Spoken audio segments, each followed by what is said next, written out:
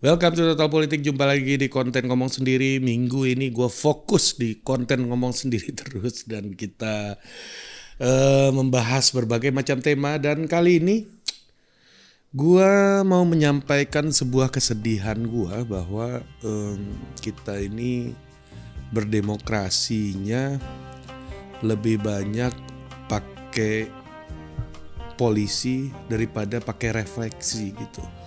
Jadi gue nggak tahu sampai kapan kita harus terus saling polisi mempolisikan.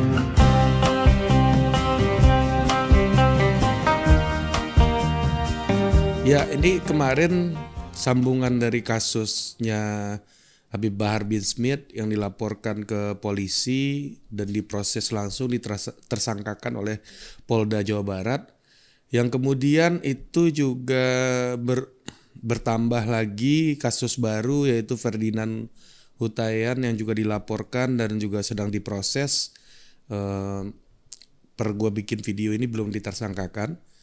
Nah, ada lagi kasusnya Denny Siregar juga muncul lagi ke permukaan yang lama nggak jelas prosesnya sampai di mana. Sekarang lagi diproses lagi.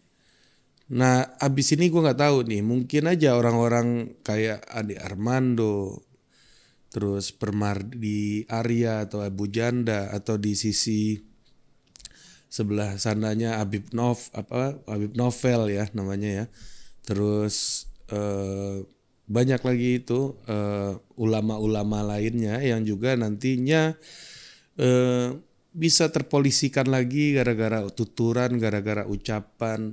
Padahal di dalam demokrasi, ucapan dan tuturan itu adalah buah pikiran yang semuanya itu harus dilindungi oleh negara. Semuanya itu tidak boleh dicederai gitu. Tetapi juga di sisi lain ada hak orang yang harus dijaga mengenai nama baik, mengenai ketertiban, kestabilan, perilaku yang tidak menyenangkan dan lain-lain gitu. Jadi dilemanya ada di situ. Nah, gue terus terang waktu Kapolri yang baru Bapak Listio Sigit Prabowo ini menjadi Kapolri di awal-awal, beliau bicara soal restoratif justice gitu, bahwa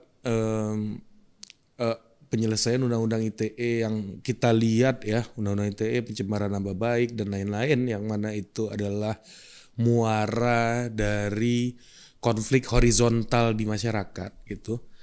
Jadi itu diupayakan, dikerjakan, diselesaikan kasusnya dengan mengedepankan cara-cara dialog dan musyawarah gitu. Jadi polisi yang memfasilitasi dialog. Kalau lu lihat yang gede-gede, yang di TV dan lain-lain itu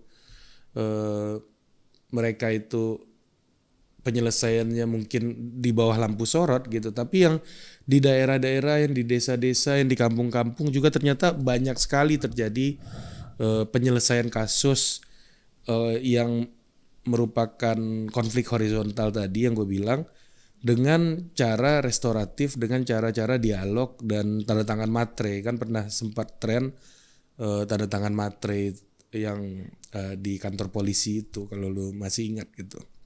Bisa lu cek di Google lah. Nah, kembali lagi ke kasusnya orang-orang yang mana kita tahu bahwa kasus ini bermuatan politis. Baik itu dari sisi Denny Siregar maupun dari sisi Habib Bahar. Semuanya itu bermuatan politik, semuanya itu tidak di ruang hampa, semuanya itu ada konteks politiknya. Yang mana apabila sebuah sesuatu yang memiliki konteks politik yang kuat ini gitu digunakan instrumen negara untuk menyelesaikannya, besar kemungkinan ini akan menghadirkan ketegangan yang lebih panjang di politik gitu. Jadi kita tahu konteksnya adalah politik kita terpolarisasi, politik kita itu terbagi, cebong kampret gitu, atau sekarang kadrun Cebong apa namanya sekarang nggak tahu gua. Udah lama nggak ngikutin, sorry. Tapi ya gitu menurut gua ya, bahwa lu sampai kapanpun kalaulah persoalan sektarian ini kan persoalan sektarian ya. Maksud gua ada orang yang yakinnya agama begini, ada orang yang yakinnya agamanya begitu misalnya. Ada orang yang yakinnya keislaman begini, ada orang yang yakinnya keislaman begitu. Ini lu lihat deh, misalnya Habib Bahar itu Islam, ya, nggak ada kita meragukan keislaman Habib Bahar. Tapi Denny Siregar ini juga orang Islam gitu, ya kan? Mereka berdua ini cuma beda perspektif gitu misalnya. Ya, mereka beda perspektif melihat keislaman gitu. Nah, berbeda mazhab, berbeda teologis gitu. Kalau Ferdinand gue nggak tahu dia Islam apa enggak ya, nggak tahu deh, kayaknya enggak deh. Tapi kira-kira gitulah. Ini persoalan sektarian. Nah, tapi misalnya statementnya Ferdinand, ya dia punya keyakinan begitu, tapi ada orang keyakinannya berbeda lagi gitu. Jadi ini maksud gue ini konflik keyakinan ya, yang mana orang merasa direndahkan, yang mana orang merasa tersinggung di dalam sebuah konteks politik, yang mana kita tahu semua bahwa yang laporin Ferdinand anti pemerintah, Ferdinandnya pro pemerintah sekarang gitu. Sekarang dulu mah kayak gitu juga dia sama pemerintah gitu. Nah tapi poin gue adalah ini adalah sebuah kasus sektarian ya, yang harusnya lu selesaiin dengan cara-cara yang mengedepankan restoratif justice tadi. Gue sangat sayangkan gitu Habib Bahar langsung ditersangkakan. Harusnya ketika itu sang pelapornya dipanggil juga. Dipanggil, dibikin dialog terbuka gitu. Ya di mana titik tengahnya, di mana yang satu tersinggung dengan yang lain gitu kan. Kalau perlu tanda tangan surat perjanjian tidak akan mengulangi lagi, saling minta maaf, dan ujung-ujungnya mereka berrangkul-rangkulan, saling mengenal satu sama lain gitu. Nah disitulah proses demokrasi kita bisa menjadi lebih berkualitas gitu. Coba lo pikirin sampai kapan bro kita bakal lapor-laporan polisi terus. Mungkin hari ini Habib Bahar, Denny Siregar. Besok mungkin gua, mungkin lu semua yang nonton di sini juga akan mengalami hal yang sama. Karena kita sama-sama warga negara. Habib Bahar warga negara, Bang Denny Siregar ini juga warga negara. Jadi di sini titik krusialnya menurut gua. Kalau sekarang tuh bahaya.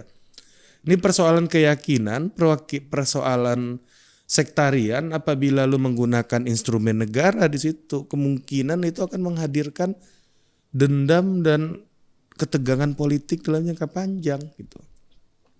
Tentunya kita tidak mau. Kita nggak mau nih semua orang lapor-laporan. Kalau semua orang lapor-laporan, nanti pemilu siapa yang milih?